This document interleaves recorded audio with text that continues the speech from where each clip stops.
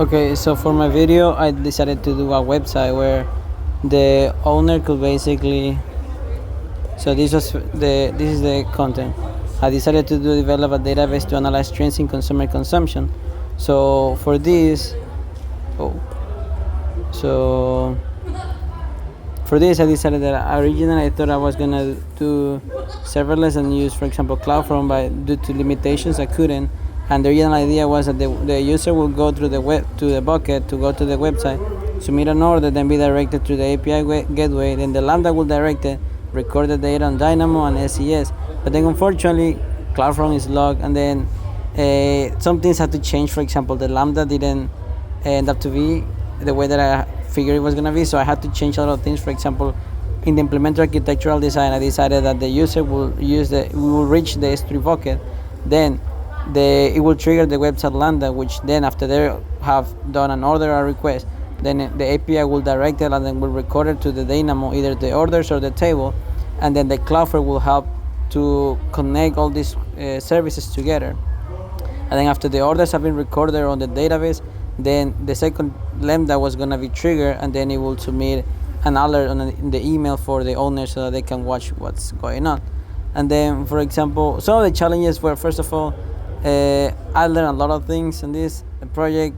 Cost, here's what I found. I found the guided lab. Well, just to show you how it works. So you open the website that's stored in the S3 bucket, you add pets on your car, you fill your information, then for example like this, and then card number, you place an order, right? And then you're gonna get this email.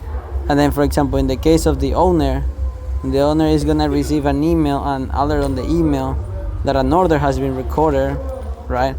And then after that, the owner can basically come to the database, right? Can explore the table items, right? And can see that the order has been recorded. For example, you can see recorded a cat, recorded a dog, right? And then after that, the owner can basically like come to actions, another results to CSV, right? And then the owner can basically, for example, just use, for example, customer name, look, for example, the pet type that they order, for example, the quantity, for example, the status, and the timestamps and everything. You also give them an order ID for this.